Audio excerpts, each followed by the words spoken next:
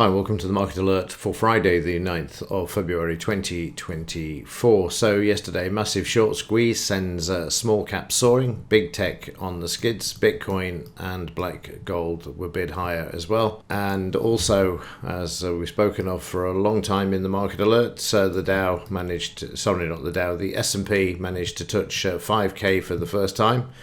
I mentioned the Dow because obviously there's a 40,000 psychological target there as well, which hasn't been achieved thus far, but no doubt on the cards as they keep pumping the markets to the upside. Economic news, well, there's none today, so the market's free to move to the upside after an initial shakeout, I suspect. That seems to be the pattern these days. Right, let's move on and have a look at the markets, and we'll kick off with the Dow. So in the Dow, continuing to move to the upside, continuing to close above the 5-bar moving average. However, the market does have resistance at 38,782. This needs to be taken out by the market with a good bar and a drive to the upside. The fact that the S&P has now gone above 5,000 may make this delay it for some time, particularly if there's profit taking in the S&P at this major level, which again we'll look at in just a moment. 30 minutes, classic V-shaped correction yesterday, indicative of the plunge protection team, but not, as we're not dealing with any sort of breakdown in the markets at the moment. So it just looks like that they had to get the selling out of the way, as I mentioned yesterday, get the cash sales out of the way. Once they're out of the way, then they can bring the market back with the futures. So we need to get back above the close and the high of yesterday in order to move the Dow to the upside to that psychological 40,000. Again, you can see that we're at the 38,700, I think it says. Yeah, so 1,300 points away at the moment. In the DAX, sideways to high, have been sideways for most of the week, as you can see there. We still need to get back above the 17,064, which was made earlier on in the week there. 30-minute charts, we sold off yesterday. As I keep saying, we have this shakeout, get rid of the sellers, and then they can bring the market back. It came down with the Dow and has been making its way back ever since, heading back towards the high. So it's got a bit to make up compared to the Dow there.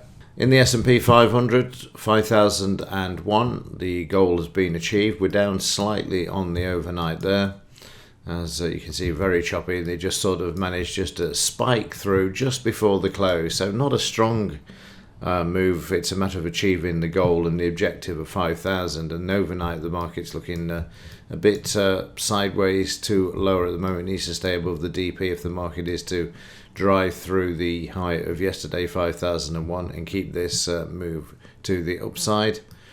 In the FT 100, the market down yesterday, but to the 50 EMA, where it's found some support with some demand, but stuck in a sideways range there.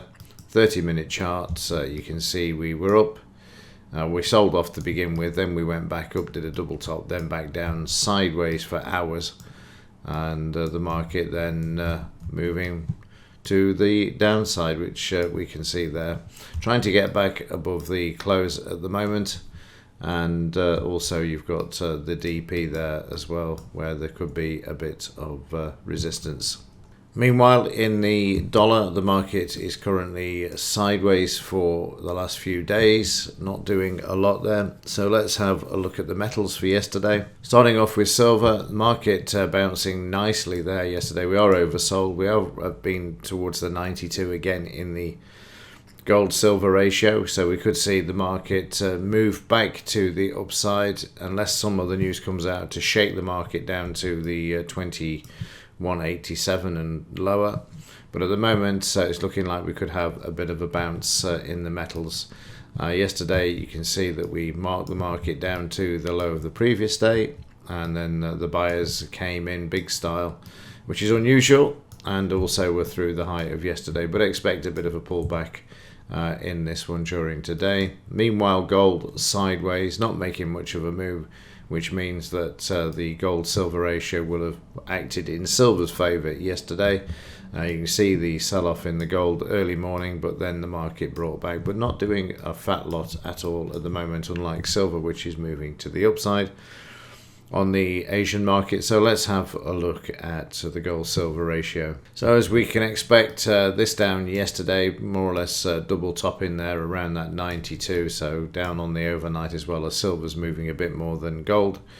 But I've not given up on the fact that they're going to still use this and slam this market to the downside in the actual silver market and send this back above 92. But we are at some interesting highs in the gold silver ratio there at the moment, as can be seen. We've been a lot higher in the past, up to 105, but you can see that it's a bit of a resistance area for the market, so wouldn't be surprised if they allow silver to move up just a little bit over the next few days.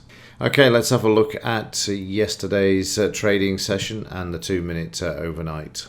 So yesterday the market, go back to the beginning, so the market selling off. Like I say, they keep doing this. They must have all cash sales coming in as soon as the market opens, and once they've got them out of the way, they can then bring the market back. And it's been no surprise really, given the fact that we've seen the markets move significantly higher since October.